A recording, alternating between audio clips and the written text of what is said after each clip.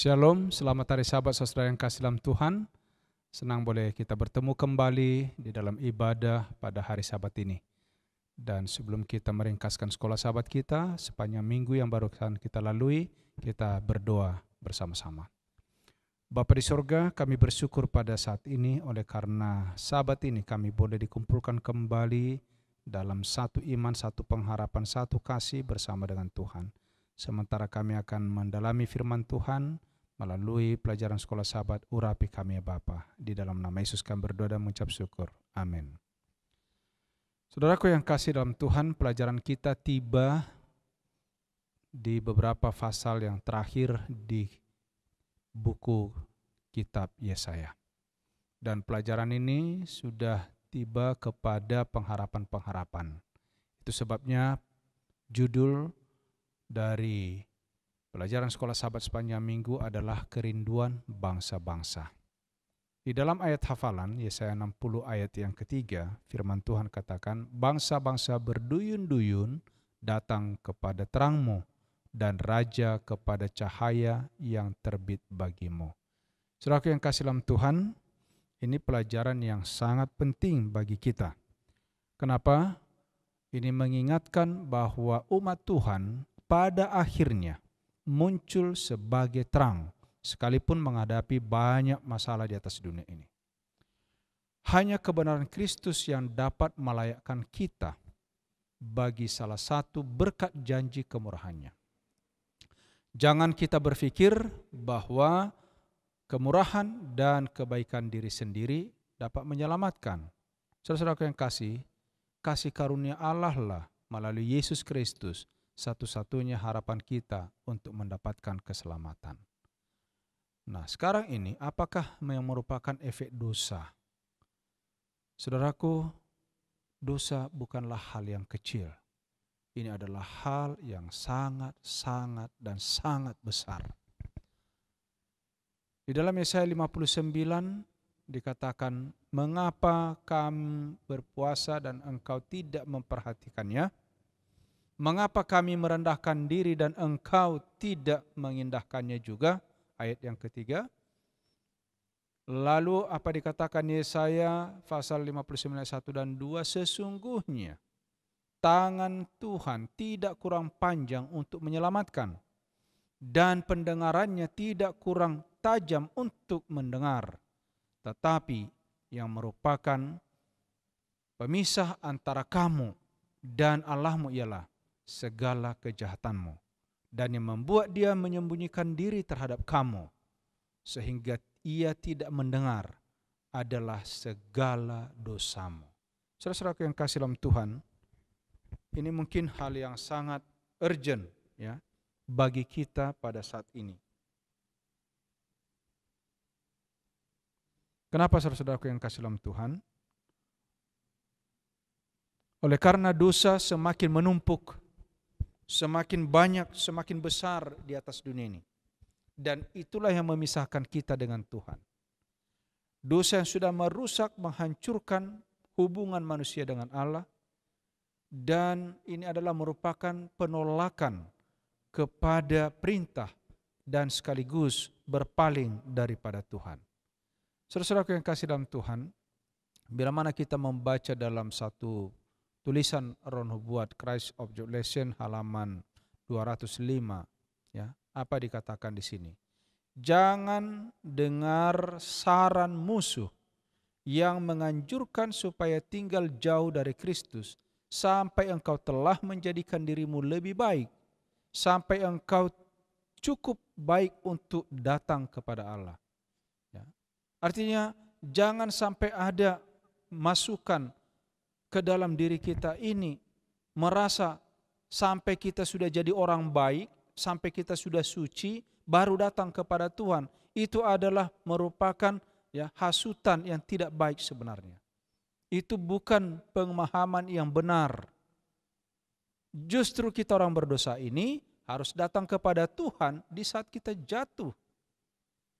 Karena disitulah kesempatan bagi kita untuk mendapatkan kuasa dapat berubah, karena kita tidak bisa merubah diri kita sendiri. Saudara-saudara yang kasih dalam Tuhan, jika engkau tunggu sampai pada saat itu engkau tidak akan pernah datang. Ya. Jadi kita harus ingat ini. Ya. Kalau kita berpikir bahwa kita baru datang kepada Tuhan setelah kita layak, saudaraku, kita berada dalam keputusan yang salah. Bila mana setan menunjukkan kepakaianmu yang kotor, ulangi janji Yesus. Barang siapa datang kepadaku, ia tidak kubuang.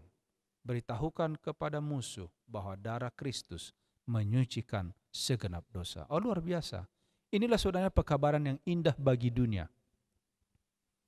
Inilah merupakan kerinduan harusnya bagi bangsa-bangsa. Sekalipun sudah terpuruk, sudah jatuh, sudah jauh dari Tuhan, harusnya datang saat ini selagi ada kesempatan. Dan kalau kita baca Yesaya 59 ayat 15 sampai 21, siapa yang diampuni? Pertanyaan yang penting. Bukan siapa yang berdosa. Bukan. Sekarang ini setan sedang berusaha menyibukkan manusia untuk mencari siapa yang salah, siapa yang berdosa. Tetapi kita kehilangan kesempatan untuk mencari siapa yang diampuni.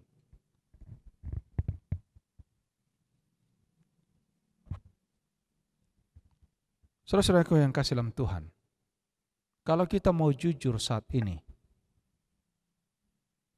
di dalam diri kita dan di hadapan Tuhan, dunia ini sudah penuh dengan dosa, enggak perlu dicari. Yang perlu kita cari sekarang ini adalah orang-orang yang harus diampuni. Yang pasti semua telah jatuh, berbuat dosa, kata Roma pasal 3:23. Ya. Di dalam Roma 3:26 apa dikatakan? Tetapi ini yang perlu, ia benar dan juga membenarkan orang yang percaya kepada Yesus. Saudara-saudaraku yang kasih dalam Tuhan, pertarungan kita saat ini sangat besar. Ya. Itulah sebabnya dalam Yesaya 60 ayat 1 dan 2 ini adalah merupakan panggilan secara menyeluruh atau secara universal yang harus menjadi peringatan bagi kita dan amaran bagi kita juga. Jangan sampai orang lain kita panggil, orang lain mendapatkan berita itu lalu menyambut, tetapi kita yang sudah lama dalam kebenaran ini jadi hilang. Apa dikatakan oleh firman Tuhan? Bangkitlah, menjadi teranglah, sebab terangmu datang dan kemuliaan Tuhan terbit atasmu. Sebab sesungguhnya kegelapan menutupi bumi dan kekelaman menutupi bangsa-bangsa.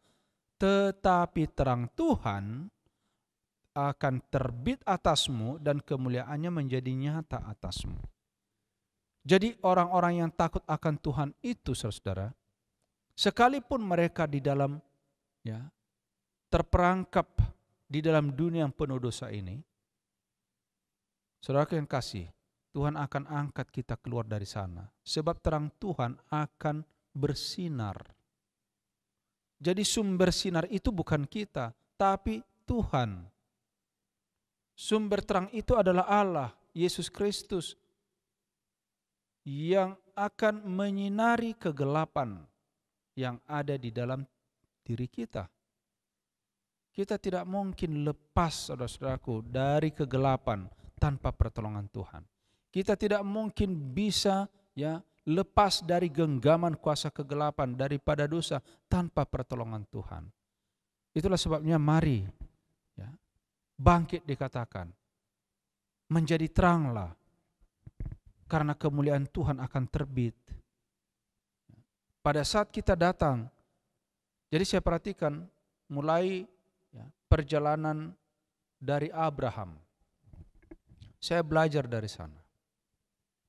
Pada waktu dia dipanggil keluar dari tanah Ur Kasdim, Abram yang menjadi Abraham. Dalam perjalanan itulah proses pembentukan, proses penyempurnaan terjadi. Sampai dia akhirnya menjadi Abraham, bapa orang percaya, bapa segala bangsa. Saudara-saudaraku yang kasih dalam Tuhan, pelajaran kita juga pada saat ini, inilah seruan kepada kita. Tuhan rindu kita menjadi berkat. Saudaraku, ya, di dalam Kejadian pasal 12 ayat 1 sampai 3 berfirman Tuhan kepada Abraham, pergi dari negerimu, dari sanak saudaramu, dari bapamu ini ke negeri yang akan kutunjukkan kepadamu. Ini yang akan kutunjukkan. Apa artinya saudaraku? Dalam perjalanan iman, kita belum tahu kapan tibanya, di mana itu saatnya, tetapi karena penurutan kita, karena keyakinan kita kepada Tuhan, sama seperti Abraham, maka berkat itu mengalir kepadanya. Apa dikatakan oleh firman Tuhan? Aku akan membuat engkau menjadi bangsa yang besar, memberkati engkau, serta membuat namamu masyhur, dan engkau akan menjadi berkat. Aku akan memberkati orang yang memberkati engkau, dan mengutuk orang yang mengutuk engkau. Dan olehmu semua kaum di muka bumi ini akan diberkati. Inilah sebenarnya yang merupakan cita-cita Allah yang luhur bagi kita, saudara. Inilah seruan itu, agar kita menjadi berkat. Saudaraku yang kasih, tahun rahmat Tuhan sudah tiba. Di dalam Yesaya 61 dituliskan di sana bahwa hari ini hal ini menekankan tentang datangnya seorang Mesias atau pembebas. Zaman Israel ada yang dikenal dengan tahun Yobel dalam Imamat pasal 25. Tahun pembebasan bagi orang Israel.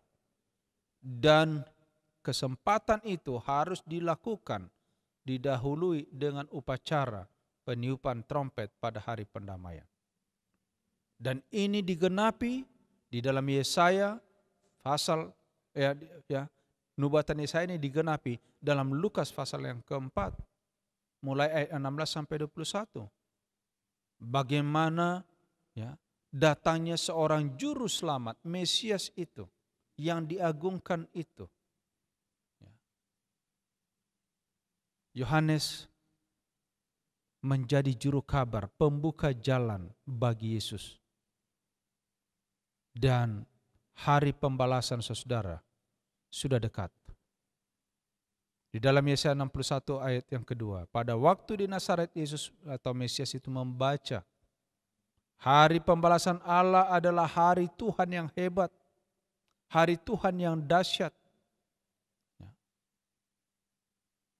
Bila mana kita baca Wahyu 19, Daniel pasal 2, ini semua akan digenapi hari pembalasan itu seperti yang sudah terjadi pada zaman orang Israel, terjadi terulang untuk sepenuhnya secara menyeluruh universal pembalasan itu pada waktu kedatangan Yesus yang kedua kali. Pembalasan Allah, saudara-saudaraku yang kasih dalam Tuhan, dalam hikmat dan rahmat-Nya yang tidak terbatas dapat membawa keadilan, pembalasan dengan cara yang adil.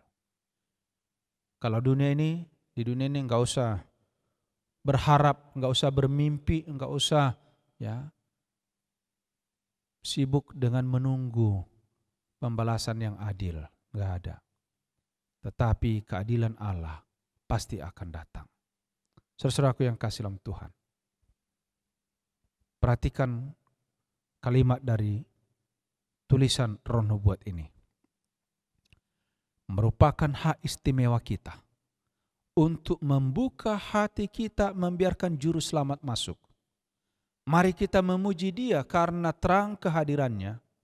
Mari kita membawa sinar matahari kasih-Nya di dalam wajah kita dan membawanya ke dalam perkataan kita. Kemudian sukacitanya akan ada di dalam kita dan sukacita kita akan menjadi penuh. Di upward Luke Mei 8. Saudara-saudaraku yang kasih dalam Tuhan, bila mana kita memuji Tuhan, lalu membiarkan Dia masuk menerangi hidup kita, saudaraku yang kasih, disitulah sukacita kita menjadi penuh. Jadi di dalam kata-kata kita, dalam pelayanan kita, dalam tindak tanduk kita, mari kita bawa yaitu karakter atau tabiat daripada Yesus. Berjalanlah dengan rendah hati bersama Tuhan. Mintalah Tuhan kita ini membuat rangkaian sederhana untuk kewajiban kita. Ketika Allah berbicara kepada perwakilannya dan meminta mereka untuk bekerja sama dengannya, saudaraku ingat ini, mereka akan melakukan jenis pekerjaan yang sama yang Yesus nyatakan sebagai pekerjaannya ketika dia berdiri berbicara di sinagog di Nazaret.